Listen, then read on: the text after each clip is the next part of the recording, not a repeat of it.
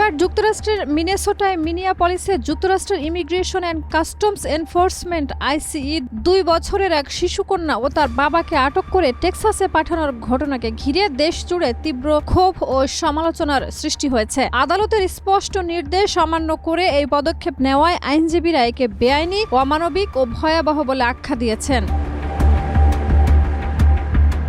22 জানুয়ারি Elvis Joel টিপান এচেভেরিয়া ও তার 2 বছরের মেয়ে ক্লোয়ে রেনাটা টিপান বেলাসিকে নিয়ে বাড়ি ফিরছিলেন। সেই সময় আইসি এজেন্টরা তাদের পথ রোধ করে আটক করে। পরিবারের আইনজীবীদের দাবি, এজেন্টদের কাছে কোনো গ্রেপ্তারি পরোয়ানা ছিল না। অভিযোগ রয়েছে তারা বাড়ির আঙ্গিনা ও ড্রাইভওয়েতে প্রবেশ করে এক পর্যায়ে বাবার গাড়ির কাঁচ ভেঙে দেয় যখন শিশুটি ওই গাড়ির ভেতরেই ছিল।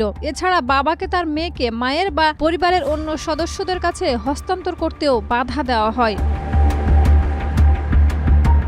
পরে বাবা মেয়েকে শিশুর জন্য প্রয়োজনীয় কার সিট ছাড়াই একটি আইসিই গাড়িতে তোলা হয়। ঘটনার খবর জানাজানি হলে আইনজীবীরা দ্রুত আদালতে আবেদন করেন। সন্ধ্যায় মিনেসোটায় এক ফেডারেল বিচারক বাবা মেয়েকে রাজ্যের বাইরে নেওয়া নিষিদ্ধ করেন এবং শিশুটিকে মায়ের সম্মতিতে আইনজীবীর অস্থায়ী হেফাজতে মুক্তি দেওয়ার নির্দেশ দেন। তবে এসব আদেশ উপেক্ষা করে আইসিই তাদের টেক্সাসগামী ফ্লাইটে তুলে দেয়। পরবর্তীতে আইনি চাপের মুখে শিশুটিকে মিনেসোটায় ফিরিয়ে এনে মায়ের কাছে হস্তান্তর করা হলেও বাবা এলভিস এখনো আটক রয়েছেন।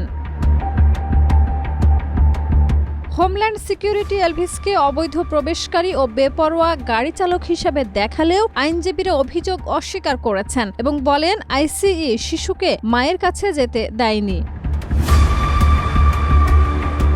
এর আগে গত 20 জানুয়ারি 5 বছর বয়সী লিয়াম রামোস ও তার বাবাকে প্রি স্কুল থেকে ফেরার পথে আটক করে আইসিই। অভিযোগ উঠেছে ফেডারেল এজেন্টরা শিশুকে টোপ হিসেবে ব্যবহার করে অন্যান্য অভিবাসীদের ধরার চেষ্টা করছেন। পরিবারের রাজনৈতিক আশ্রয়ের আবেদন এখনো প্রক্রিয়াধীন এবং তাদের বিরুদ্ধে এখনো কোনো চূড়ান্ত বহিষ্কারাদেশ নেই। এ ঘটনা মিনেসোটায় শিশু আটক ও অভিবাসন নীতি নিয়ে চলমান বিতর্ককে আরও উস্কে দিচ্ছে। স্থানীয় নেতারা আইসিই এর কর্মকাণ্ডের তীব্র নিন্দা জানিয়েছেন এবং সংস্থাটির বিরুদ্ধে বিক্ষোভও জোরালো হচ্ছে।